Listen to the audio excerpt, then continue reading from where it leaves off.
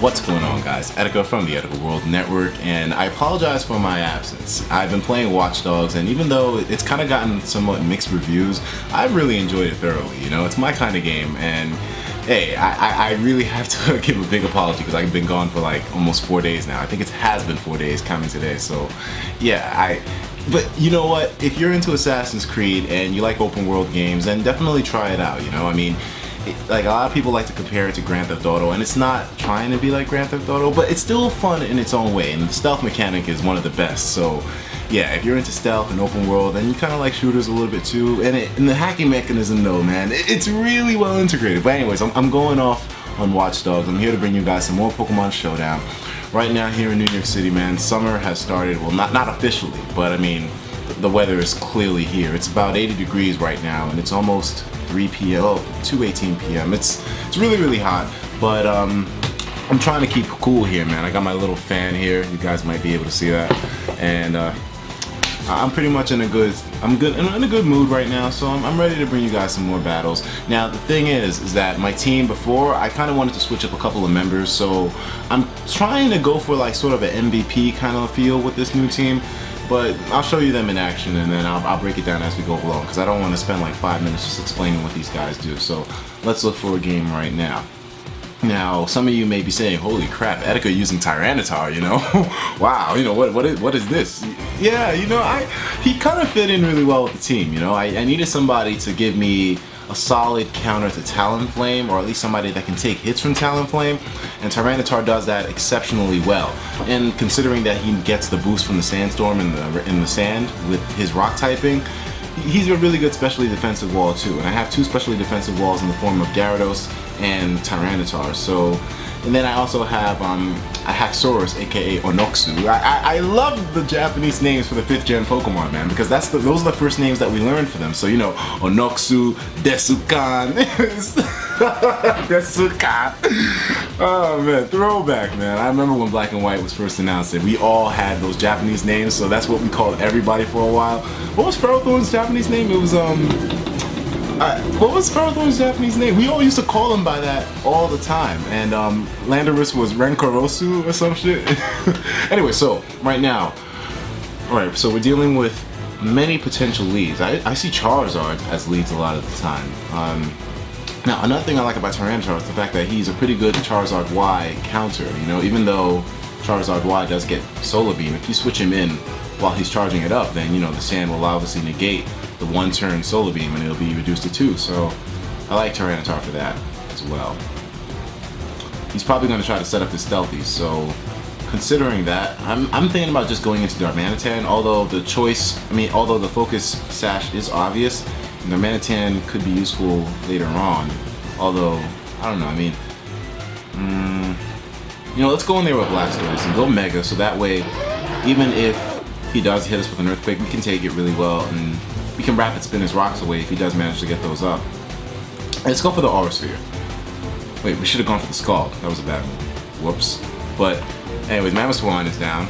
I don't know. The Scald would have probably done more damage than the Aura Sphere.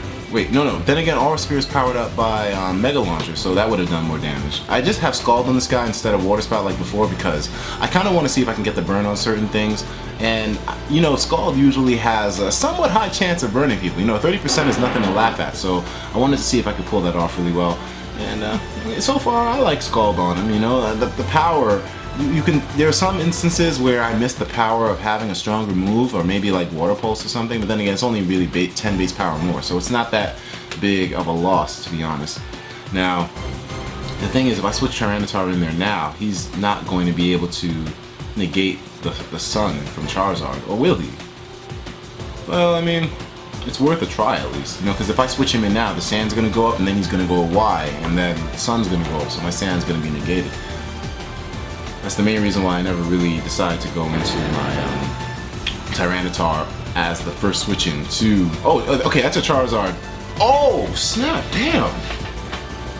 Okay, but then again, no, he was going for the Thunder Punch, anticipating Mega Blastoise to stay in. So, you know, not too surprising there. But, alright, so we got Charizard X in the building rather than a Y. And I didn't expect Charizard X to have Thunder Punch. I didn't even know he got those moves. The coverage on this guy.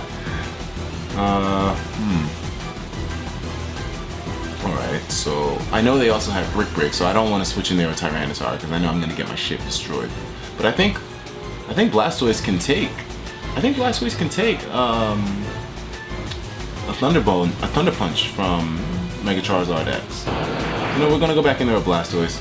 I really want to get these rocks away, but right now this Charizard is gonna give us a little bit of an issue. Let me see what this thing's details are.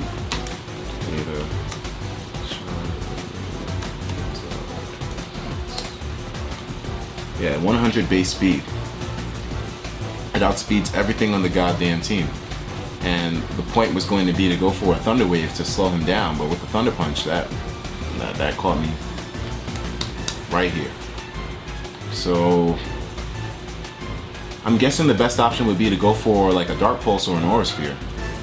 Because, I mean, I think the base power of those would be higher considering Mega Launch. But then again, it's probably the same because Scald is 80, these other two moves are 80, so it's all the same. It doesn't really matter too much. So we're gonna go for the Scald. And it's a good thing we did too, at least we caught Clefable in a good position. So now we can go for a Rapid Spin and get those rocks away so Darmanitan can come in a little bit safe. Although this Clefable now has got me in a bad position as well because we don't have Roar from Gyarados. Oh boy. Okay. This is not good. We gotta go in there with Darmanitan and hit this thing with everything we've got. That's the only option that we have at this point. I know it has Moonlight, which is quite an issue, but hopefully this Flare Blitz will do a lot of damage. Considering it's Sheer Force and Life Orb, and you know, 120 base power is Flare Blitz, yeah, we should do a lot of damage to him regardless. Yeah, 63%. There we go. And he went for another Cosmic Power. Excellent. We caught this guy in a really good position. You know, as much as Clefable is a problem when he gets those Cosmic Powers up, his base defense is still not that great when you look at it. So, I mean, I don't know. With 2 Cosmic Power boosts, there was no way he was taking that well. I want to kind of go for another Flare Blitz, but I do see Charizard X coming in, so I'm probably going to try to see if I can maybe catch this guy with an Earthquake instead, even though it loses the Sheer Force boost and the stab bonus and all that other nice stuff that Flare Blitz comes with. Yeah, that would suck though. But I mean, the Earthquake, at least it would hit Charizard hard. But I don't think Clefable's going to be able to get killed by it. You know what? Let's just go for the Earthquake anyways. Oh, okay. Never mind. It works out. So this is one situation where Clefable didn't destroy my team due to the fact that those Cosmic Powers just come in non-stop. This is good. This is really good. Now, I know Charizard X also like to carry Earthquake, so I'm predicting this one set to be Flare Blitz, Thunder Punch, Earthquake, and Brick Break perhaps. I've seen them things with Brick Break, so that's the only reason why I don't want to go into Tyranitar here. Otherwise, I would have gone into him already, but I just don't want to see that Brick Break coming. Although right now, I can kind of see an Earthquake coming. And he's going to be faster. Unless he's max attack and not max speed. Or rather, if he's Adamant and not Jolly. So if he's Adamant, I will outspeed him here. And I outsped him. He's Adamant. Holy crap. Okay. Here we go, Darmanitan. That's kind of odd. I mean, I've always known that in these tiers, you got to make sure that you have as much speed as possible. That's why online Pokemon, for now, maybe some Pokemon I'll make things a little bit different, but for now, Haxorus and Darmanitan have Jolly natures and with max speed because, you know, I really can't afford to,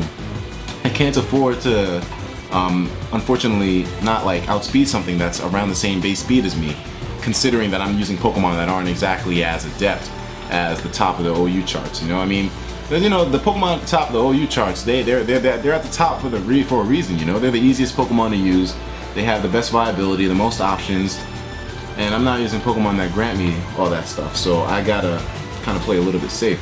Now, Gourgeist, I'm thinking is a great switch in for this Gliscor, unless he maybe has Acrobatics or something. Or is this a Toxic Stalling Gliscor? If it is, that's an issue. But I'm feeling like I can also go into Tyranitar and potentially set up my Stealth Rocks here, which will really help since I know this guy's going to be switching in and out a lot, and he wouldn't have any way to take him down. So you know what? Let's just go for the Stealthies right now. It's going to go for the knockoff, but I know for a fact that this Gliscor is probably not going to be able to kill us with just one Earthquake, so especially considering it's Tyranitar, we'll be able to get these rocks up with no problems.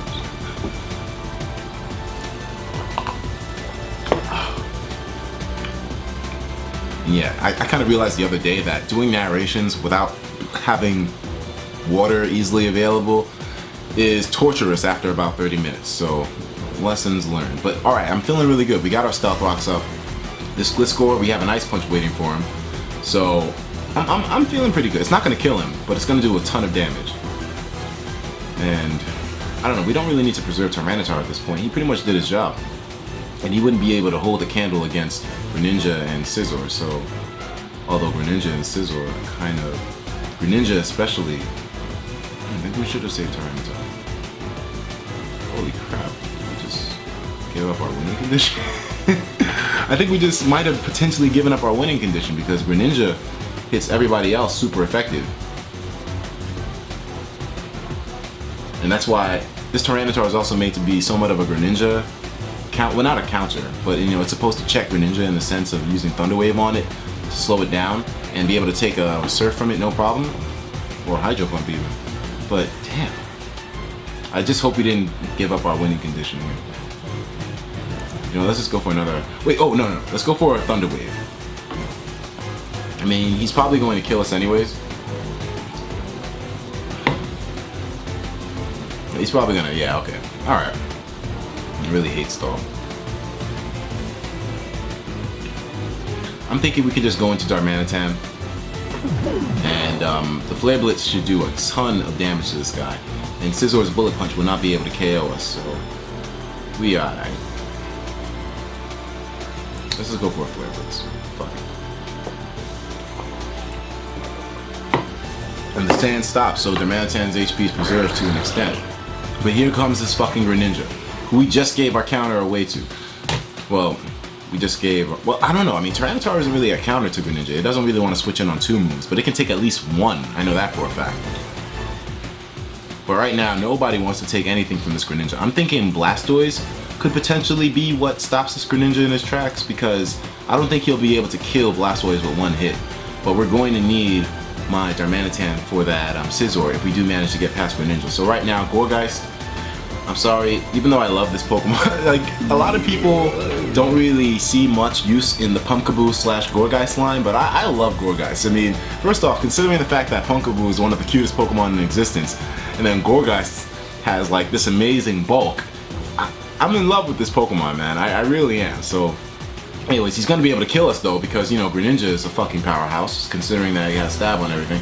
But now, here's the moment of truth. Will we be able to kill this Greninja with our Blastoise here, or at least do a lot of damage to this Greninja? I'm hoping we can kill this piece of shit. The Aura Sphere should do a lot of damage. I mean, I'm thinking he's probably gonna go for a Grass Knot if he has it. Okay, he's got Dark Pulse. That's not gonna do too much at all. Aura Sphere, easily take him out. All right, we're good. Because I've seen Greninja with Grass Knot, but usually, I don't know. I've seen them with it, but I don't think it's too common to carry that shit because it doesn't really do that much damage, considering that, you know, they usually use it against like Rotom Wash, and Grass Knot does Jack Squat to Rotom Wash. So, anyways, now this Scizor does bother me because, of course, he can go for his Sword Dances. And the Sword Dances will enable him to do a lot of damage to Darmanitan and Haxorus. Although Darmanitan can kind of switch in now and take 2 moves, hopefully. I'm just hoping the Scizor doesn't Sword Dance right now. You can go for a Scald. Okay, he's just gonna go for a Bullet Punch. Hopefully we get a burn. No burn, but it's fine. You know, I mean, the way this, that's why I like Scald on Mega Blastoise a lot, because usually you can stay in there to take moves to the point where it can go for multiple Scalds. And you know, I mean, the chance to burn is really valuable. I put a high value on that. Like, I never really used Scald too much before, but the chance to burn is really, really convenient in some cases. But anyways, that was an interesting game. We won that 3-0. I was really scared of the Greninja sweeping, but thankfully he didn't have Grass Knot. I don't know if Grass Knot would have been able to kill Blastoise in the first place, and if he did have Grass Knot, if the grass typing would have made it so that he wasn't 1-hit KO'd by the Aura Sphere. Scary stuff to think about, but you can't forget that Blastoise has modest nature with Mega Launcher, with an Aura Sphere. I mean, it'll do a lot of damage. So even if he did turn Grass type with Grass Knot, I think we probably would have been able to kill him in 1 hit regardless.